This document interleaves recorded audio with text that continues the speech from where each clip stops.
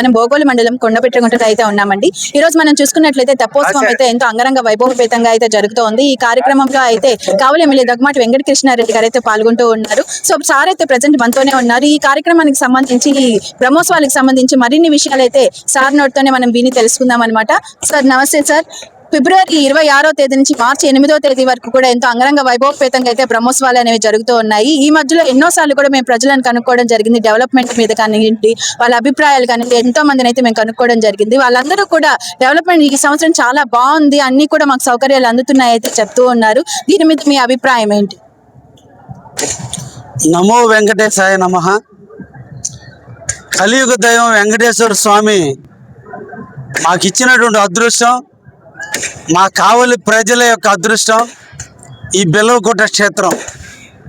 ప్రసన్న వెంకటేశ్వర స్వామి ఇక్కడ వెలియటం మా కావలి ప్రజలు చేసుకున్నటువంటి అదృష్టం, ముఖ్యంగా కొండపెట్టగుంట ప్రాంత వాసులు చేసుకున్నటువంటి అదృష్టం. ఆ ప్రసన్నుడి సేవలో అనాదిగా వస్తున్నటువంటి సాంప్రదాయాలకు బద్ధంగా సనాతన ధర్మాన్ని, హైందవ ధర్మాన్ని, హిందూ ధర్మాన్ని అన్నిటినీ కూడా పుణికిపుచ్చుకొని ఈ వెంకటేశ్వర స్వామి మా కావలలో వెలిసిన వేళ రంగరంగ వైభవంగా ఆయనకి తిరుమల దేవస్థానంలో ఏ రకమైన బ్రహ్మోత్సవాలు నిర్వహిస్తున్నారో అదే రకమైన బ్రహ్మోత్సవాలు నిర్వహించాలనేటువంటి దృఢ సంకల్పం ఈ మంచి ప్రభుత్వం, రాష్ట్ర అభివృద్ధి ప్రదాత శ్రీ నారా చంద్రబాబు గారి నాయకత్వం, వారి ఆలోచనల మేరకు రాష్ట్ర వ్యాప్తంగా హిందువుల యొక్క మనోభావాలు దెబ్బతింటున్న వేళ అన్ని దేవాలయాలను అభివృద్ధి చేయాలి, సనాతన ధర్మం హిందూ ధర్మాన్ని మనం కాపాడుకోవాలనేటువంటి దృఢ సంకల్పంతో మన రాష్ట్ర ముఖ్యమంత్రి ఉన్న వేళ మేము కూడా గతంలో ఉన్నటువంటి బ్రహ్మోత్సవాలకి భిన్నంగా తిరుమల దేవస్థానం యొక్క ఆచార సాంప్రదాయాల ప్రకారం రాష్ట్ర ప్రభుత్వ అనుమతి తీసుకొని నవనాహినిక బ్రహ్మోత్సవాలను చేసే కార్యక్రమానికి శ్రీకారం చుట్టింది పాలక మండలి. తిరుమలలో ఏ రకమైన బ్రహ్మోత్సవాలు నిర్వహిస్తున్నారో అదేవిధంగా ఇక్కడ కూడా బ్రహ్మోత్సవాలు నిర్వహిస్తున్నాం. ఇప్పటి వరకు కోనేరు రాతి కట్టడంలో కాకుండా మట్టితో నిర్మాణం జరుగుతున్నటువంటి వేళ నీరాజనాలు ఇవ్వాల్సిన నీరాల మండపాన్ని కోనేరు మధ్యలో లేని కారణాన, కోనేరు పక్కన స్థపన మండపం లేని కారణాన ఇక్కడ చక్ర స్నానాన్ని దేవుడికి చేయటానికి అవకాశం లేనటువంటి పరిస్థితులను కూడా చూసాం. కాబట్టి మనం కలియుగ దైవం నిద్రలేదే మన దేవుడిని కోరుకుంటున్నాం. ఆ దేవుడిని ఈ విధంగా ఉంచడం సబబు కాదనే ఆలోచనతో ఈరోజు కమిటీ నిర్ణయం మేరకు, రాష్ట్ర ప్రభుత్వం నిర్ణయం మేరకు, కావలి నియోజకవర్గ ప్రజల అభిష్టం మేరకు ఈ సంవత్సర కాలం నుంచి ఒకటి కళ్యాణ మండపాన్ని నిర్మాణం చేయాలి, కోనేరుని నిర్మాణం చేయాలనే దృఢ సంకల్పంతో ఈరోజు ఈ కార్యక్రమాలన్నీ కూడా స్వీకారం చుట్టాం.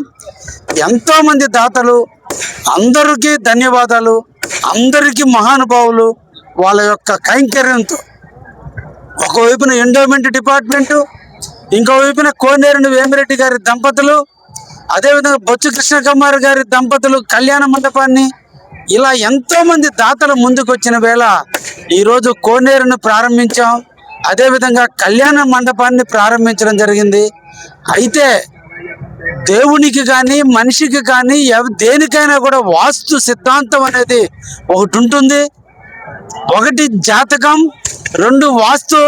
ఈ రెండు శాస్త్రాలకు అనుబంధంగా కూడా ఈ గుడి ఉండాలనేటువంటి సాంప్రదాయానికి గౌరవిస్తూ ఈ రోజున వాస్తు ప్రకారం ఈరోజు కాంపౌండ్ వాళ్ళని నిర్మాణం చేస్తూ దేవుడు తూర్పు వైపున చూస్తున్న వేళ, గతంలో బ్రిటిష్ వాళ్ళ అరాచక పరిపాలనలో దేవుడు చూపు తూర్పుకు కాకుండా మార్చిన వేళ ఈ రోజున దేవుడు దర్శనంకి వెళ్ళే భక్తులందరూ కూడా తూర్పు నుంచి దేవుడికి ఎదురుగా నడవాలి, ఎదురు నుంచే దిగాలి. దేవుడి యొక్క కిరణాలు, దేవుడి యొక్క ఆశీస్సులు ఆ ఎదురు నడిచేటువంటి దేవుడి ప్రజల మీద పడాలనే ఆలోచనతో ఈరోజు మెట్ల నిర్మాణం కూడా స్వీకారం చుట్టాం. ఇవన్నీ కార్యక్రమాలకు చుట్టిన వేళ ఈరోజు 11 రోజుల పాటు బ్రహ్మోత్సవాలు నిర్వహించడం కూడా జరుగుతుంది. రంగరంగ వైభవంగా భక్తుల గోవింద నామస్మరణల మధ్య ఈ రోజున ఈ బ్రహ్మోత్సవాలు బ్రహ్మాండంగా జరుగుతున్నాయి. అందరూ కూడా ఈరోజు ప్రాంతానికి వస్తున్నారు.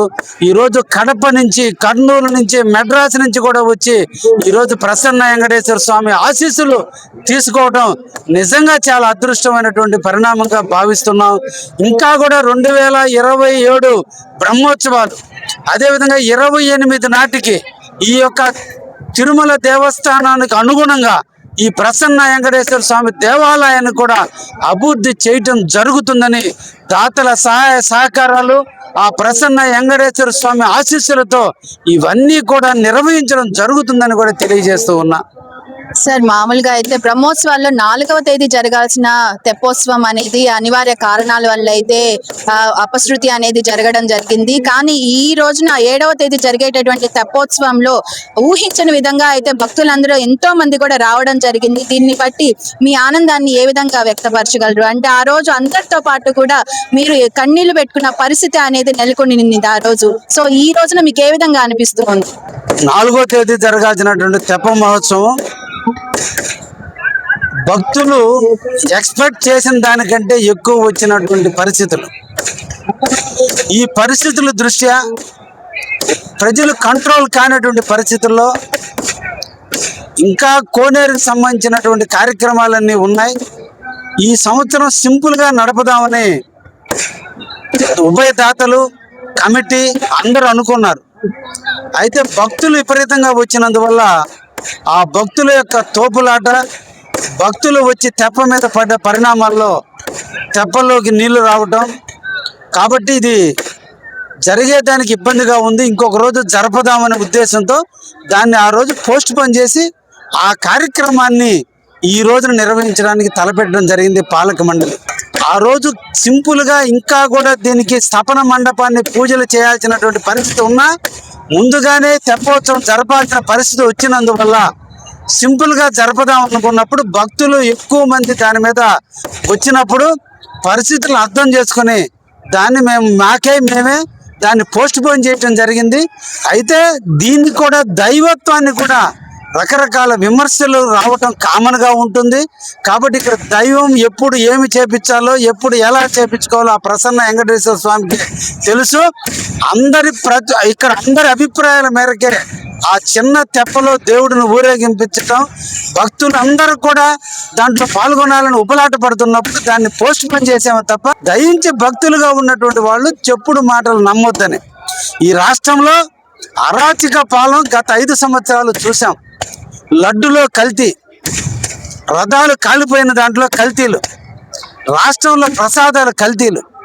కాబట్టి ఎక్కడ ఏది జరిగినా దాన్ని రాజకీయంగా చూస్తున్నారు. దయించి ఆ ప్రసన్న వెంకటేశ్వర స్వామి ఇక్కడ అందరి చేత నీరాజనాలు తీసుకుంటున్నాడు. రంగరంగ వైభవంగా అన్ని కార్యక్రమాలు జరిగినాయి.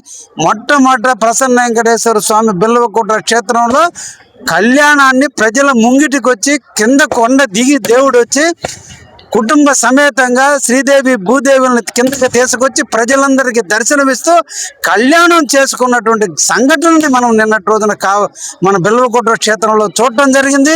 మామూలుగా ఎమ్మెల్యే అన్నా కానీ, లేకపోతే రాజకీయ పరంగా ఎవరైనా ఒక స్థాయిలో ఉన్న వాళ్ళు అంటే ఏదైనా ఒక కార్యక్రమం జరుగుతుంటే ముందు మేము ఉండాలి, అన్ని మేమే చేయాలి, మీడియా పరంగా కానివ్వండి, ఏదైనా కానివ్వండి, ముందు మేమే ఉండాలని కోరుకుంటారు. ఈ రోజు ఇంత పెద్ద కార్యక్రమం జరుగుతూ ఉంటే, తెప్ప జరుగుతూ ఉంటే, మీరు ఒక ఎమ్మెల్యే గారు అయ్యుండి ఏ మాత్రం కూడా ఆడంబరం అనేది లేకుండా ఇలా మామూలుగా కూర్చో ఉన్నారు. దీని మీద మీ స్పందన ఏంటంటారు?